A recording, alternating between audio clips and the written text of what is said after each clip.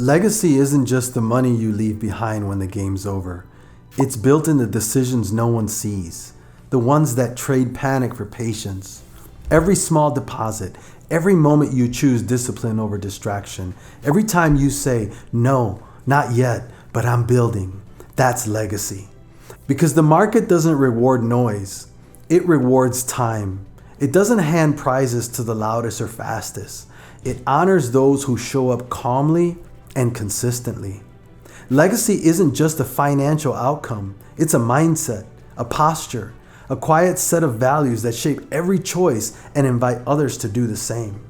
For the longest time, I thought legacy was something you earn after you make it.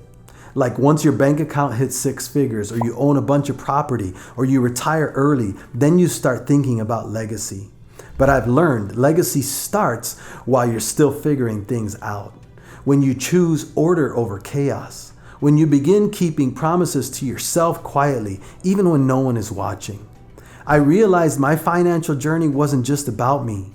It was about becoming someone my future self could be proud of, someone my kids could learn from, not by hearing me lecture them, but by watching the results of my steady habits. That shift changed everything. It changed how I approached my money, how I evaluated risk, how I defined growth, even how I allowed myself to rest. Legacy is shaped in the moments that feel small. No one claps for them, but later they echo. One of the biggest mindset shifts for me came when I learned about dollar cost averaging. It's simple. You invest the same amount of money on a set schedule, no matter what the market is doing. That might sound boring, but it's powerful. I don't time the market anymore. I don't wait for perfect entry points. I started by putting $50 to $100 a month in without fail. And as I've earned more money, I've increased the amount that I've committed to. Sometimes I would buy more because the prices were down, sometimes less because they were up. Either way, I showed up consistently. Over time, those deposits averaged out. When the emotion falls away, the rhythm takes over. It's not flashy, but it's honest. And for someone like me who used to invest based on panic, it was freedom. Because when you're trying to build peace, consistency always beats cleverness. If dollar cost averaging builds your rhythm, compound interest builds your scale. This isn't just finance math. It's real. It's quiet multiplication. It's when your invested money earns returns, and then those returns earn returns of their own. It's growth layered upon growth. Let's say you invest $100 a month for 10 years. With moderate returns, you won't just have $12,000. You might have $20,000 or more. Not because you did anything fancy, but because you stayed patient. Compound interest makes your time part of the strategy. The earlier you start and the longer you stay in, the more your money works for you. Have you ever heard of that saying, make money while you sleep?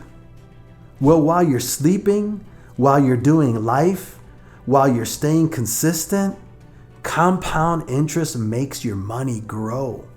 Quietly, patiently, powerfully. I didn't start out patient. I have to be honest. I messed up often. I would chase hype.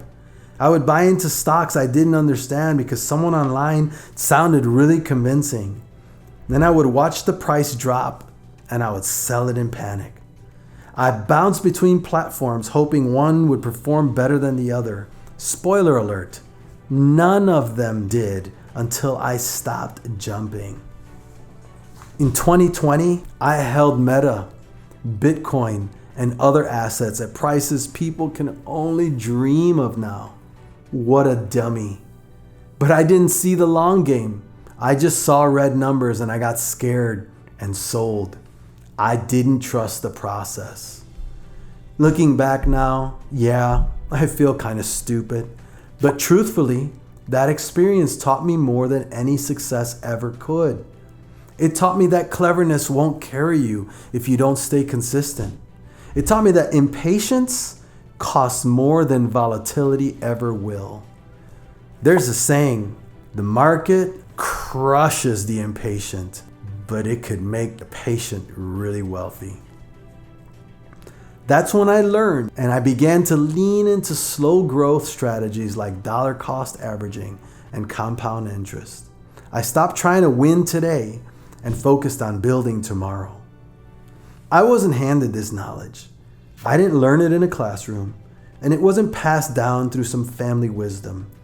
I pieced it together, learning from friends who started out like me, could relate to me, were doing it successfully, and cared enough about me to help me and teach me. I watched YouTube videos late at night. I read forums filled with beginners and pros. I learned making moves, messing up, and then reflecting hard. That process, that hunger to learn and grow, that's part of the legacy too. Because legacy isn't perfection. It's movement, it's motion. It's doing your best every day and growing into a better version of yourself continually.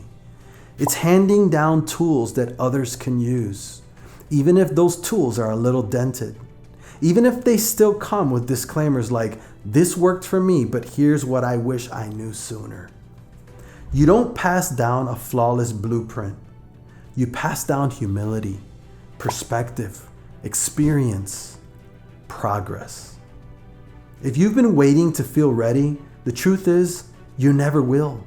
Most of us don't feel ready now. We feel scared, uncertain, behind. But patience doesn't ask for perfection. It just asks you to begin. Legacy isn't built in grand gestures. It's built when you automate your first deposit, when you choose not to sell out of panic, when you teach your kids why you stayed the course. Start small. Stay steady. Let time do the work. In future episodes, I'll walk you through step-by-step budgeting, saving, rebuilding your credit, investing, choosing a brokerage, what to do when you fail, how to reframe what you currently control, and building a legacy for your finances, family, and life. Subscribe if this spoke to you. Share it with someone who keeps saying they're too late, because they're not. They're just early in their legacy. We're not chasing get-rich timelines. We're showing up for the kind of wealth that lets you sleep at night.